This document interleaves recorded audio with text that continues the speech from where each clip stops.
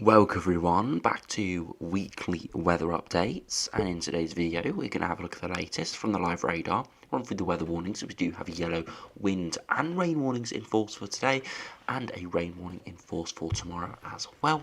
Then we'll have a look at the UKV, have a look at the precipitation and the temperature over the next 5 days. It is going to remain very, very unsettled over the next week or so. As we'll have a look in the GFS, GEM, Eastern 3F and the ensembles in the second half of the video, it does look likely that things will change for the second half of the month, but it's how will things change. We have alluded to a lot of blocking potential towards the second half of the month.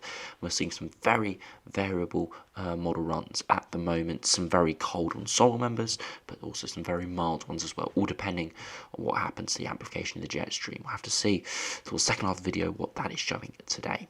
So do remember, if you enjoy my videos, make sure to like and subscribe, and remember to follow me on Twitter as well, the link's in the description. So if we do start on the live radar, you can see we've got very heavy rain pushing in at the moment as I'm recording this around 4 PM. So by the time this is published, it's probably about an hour out of date, but all of this precipitation is moving eastwards, and you can see there are squally features within it, especially across the southwest of England and parts of Wales, but also across parts of Scotland as well. Some of these yellows, oranges and reds showing some really heavy rain, and it will be accompanied by very strong winds as well, very strong wind gusts, but it will be moving eastwards, giving a lot of heavy rain.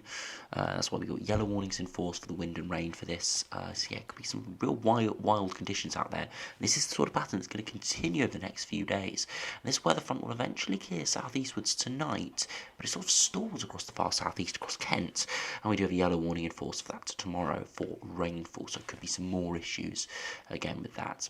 One notable thing though is the temperatures. Now they've been extremely mild over the last couple of weeks, but as I had alluded to last week, as soon as we hit November, big temperature drop. You can see struggling into those yellows today, which is the low teens, and again many areas under the precipitation probably struggling in the high single digits, and of course feel like temperatures will be even colder than that. Of course, we've had the hour change. We had that on Saturday night, so now it is getting darker even earlier in the day, so it does mean the peak temperatures will be earlier now, sort of towards like 2 PM in the day.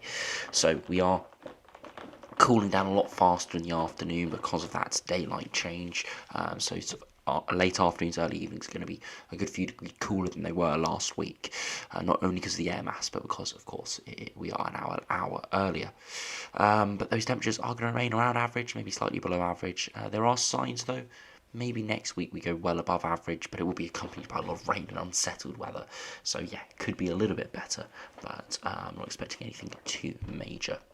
If you go over to the weather warnings and see what that is over the next couple of days, you can see widespread yellow wind and rain warnings. We've got a rain warning across parts of southern Scotland, and there are widespread yellow wind warnings from 7 AM today until 9 PM tonight across this wide area of Northern Ireland, parts of Wales, Northern England, parts of Scotland. A spell of very windy weather will affect Irish sea coast before spreading to parts of Northern England and Scotland. Again, look at the further details. We had a look at it yesterday, but briefly again, have a look at this. Again, 55 to 65 miles per hour expected, and there could be sudden stronger gusts as well within the rain because of squally features within it. We've got a secondary yellow warning that is in force for 6 PM this evening until 8 AM tomorrow, and that's only been issued today. And again, gusts of 60 to 70 miles per hour for a short time across exposed coasts before winds ease from the south. Again, high end of the likelihood and low end of the impact matrix, but still enough for a yellow warning. And of course, it's not too unusual, but it still does warrant a weather warning. And we do have that yellow rain warning for 30 to 40 millimeters does expire in the next couple of hours. But tomorrow, we still have that yellow wind warning, but we have this new rain warning across parts of the southeast. Persistent, sometimes heavy rain, may cause some impact on the roads from midnight tonight until 3 PM tomorrow. Could see 20 to 30 millimeters over a widespread area, 40 millimeters near the English Channel coast. And of course, the ground is fairly wet, and recent fallen leaves may reduce drainage of surface water. Therefore, we can see potentially more flooding impacts from this. Again, high end of the likelihood matrix, a low end of the impact.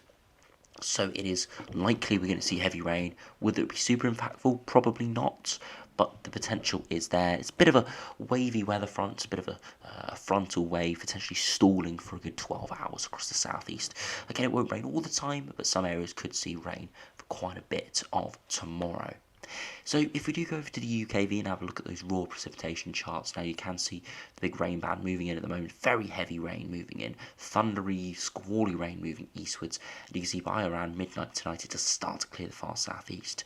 But watch, it never fully clears. We see it reinforce through tomorrow, and that's because of the wavy weather front giving more heavy rain through tomorrow afternoon. Elsewhere, got a few showers, but again, more widely dry, so not too bad tomorrow, but a lot of wavy areas of precipitation moving in, and again, a lot of showers pushing around that. Into Friday, it continues to be a westerly theme, but a little bit more on the settled side because we're in between weather systems. But by Saturday, another weather front's pushing in. Through Saturday in the afternoon could be quite miserable there around midday to 3 p.m. But the rain does dissipate, so it's very much turning more lighter and more patchy. So areas in the Far East can actually avoid the worst of this precipitation before heavy showers push through for early hours of Sunday. Could be some heavy rain in the southeast there, eventually clearing through. But it's all because we've got a westerly flow, so air masses are coming in from the west, oscillating between mild and cold, and it's giving us these big temperature contrasts, which are fueling these weather fronts and showers. Again, if we have a look at those max temperatures, you can see today struggling around that 13 to maybe 15 degree mark. So again, not particularly pleasant. Tomorrow, we'll see overnight temperatures drop towards the mid-single digits, and in the afternoon potentially rise to 11 or 12. So again, really struggling, not particularly nice at all. And towards the 4th, you can see overnight really cold across Scotland.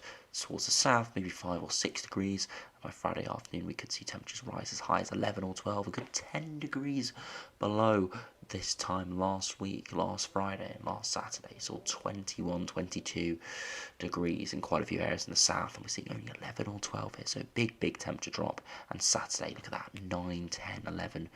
Maybe the isolated 12 or 13. Best temperatures probably across parts of Southern Ireland, avoiding any precipitation. And for Sunday, the 5th of November, the 6th of November, you can see temperatures once again 11 to 13 degrees. So again, not particularly pleasant, pretty chilly, and yeah, not that nice if I'm being honest. But that is late autumn weather. We are getting to the point now where we're really going to struggle to get much above these sort of conditions, just because the air masses to our south are dissipating. We're losing daylight hours, and the sun strength is diminishing significantly, so it just means that it becomes even more difficult to get anything remotely warm. So yeah, these are sort of the new norms, and it will be cooling down further over the next 4 to 6 weeks before we enter a real winter period in December, where we've got very short daylight hours, and I wouldn't be surprised if we didn't get much above sort of 7 or 8 degrees in the day. Average condition in January are about 5 or 6 for many. So yeah, we are really on the way down now. So yeah, 12 or 13 will feel like a really mild day in about a month's time, but at the moment it feels quite chilly compared to what we had last week. So if we do now go over to the GFS and see what that is showing over the next couple of weeks. Now, of course, the last couple of days it showed a major blocking towards Scandinavia and Greenland, potentially showing very cold conditions for the second half of the month, or potentially very cold conditions. Today still tries to build high pressure and doesn't quite come off, and actually stays fairly westerly. So again, showing you the volatility of the models at the moment. But the pattern is still there. We'll have a look at the ensembles at the end of the video, and there are still some very cold ensemble members appearing. There's one real notable ensemble member that brings in the -15 line to some areas, so very cold towards the end of November, but it is very volatile and there's a lot of uncertainty, so I would expect these models to be chopping and changing significantly over the next week, but it's very interesting to see what their output is at the moment. So you can see a westerly flow at the moment, continuing very westerly. Friday, a little bit drier, because we've got this brief bump of high pressure, but then another low moves in, turning things very unsettled once again. And then we see that build of pressure around day 10 up towards Scandinavia, but it never really pushes into the Arctic, never really penetrates into the Arctic. It doesn't really move the tropospheric polar vortex around. So yes, it turns us temporarily drier, a bit of a westerly flow, but eventually we just go unsettled again from the west as that high pressure moves away.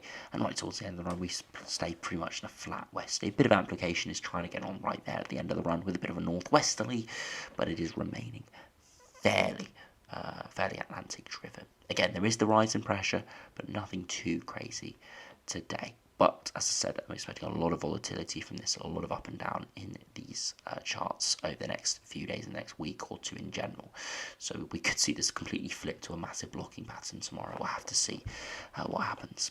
If If you go over to the GEM, see how that does compare. Again, a very big westerly flow at the moment. Brief ridge of high pressure on Friday before again stays very westerly, and you see a bit of a building pressure towards day 10, but actually staying fairly westerly towards, so no real signal of any blocking there. Again, GEM going for pretty much a flat westerly, so perhaps that is the sort of the signs today, but we could say tomorrow that it's all completely reversed back to blocking. So yeah, this is what I mean. We can't take these runs too literally, as we couldn't take those blocking runs yesterday too literally.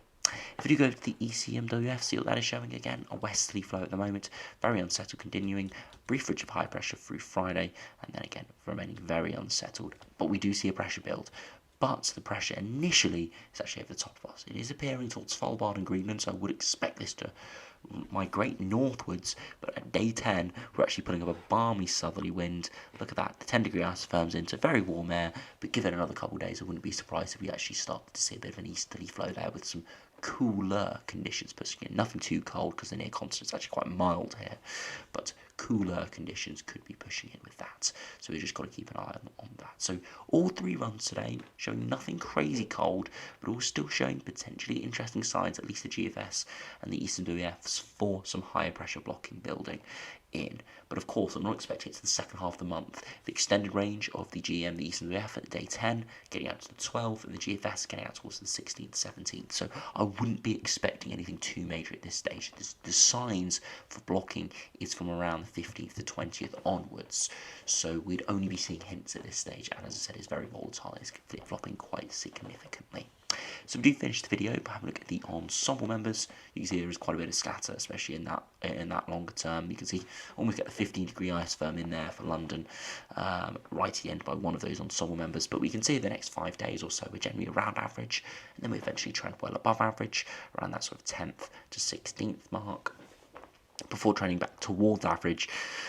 But a lot of uncertainty. Some getting quite cold, down towards -5 or lower. You see that blue run there, very cold. Higher pressure though, you can see definitely a signal though with lower precipitation, but big uncertainty with those exact air masses. Another way to view this is have a look at the dew points, and you can see in the longer term quite a bit of scatter, quite a few getting towards freezing or below, so those are cold Arctic air masses. And as I said, I wouldn't be expecting to see anything major from around the 15th, 20th onwards, so we're only seeing hints here. We're going to know there's going to be any proper blocking towards the end of the month. We're not going to know for certain, at least for another week, maybe if not for another 2 weeks, when sort of the 20th to 30th of November come within the reliable or semi-ish reliable time frame. If we do compare it to the ECMWF ensembles, again, midnight run not fully loading, the midday run not loading either. But yeah, we got the 850 HPA temperatures there. You can see, at least to the 15th, it's very similar to the GFS. Around average at the moment, trending above average, and then trending more towards average in the longer term, but still above average. So yeah, nothing too crazy. Massive mild or warm on anomaly here. Yes, slightly above average by maybe 3 to 5 degrees, but again, with a lot of precipitation, it's not going to feel too much above average.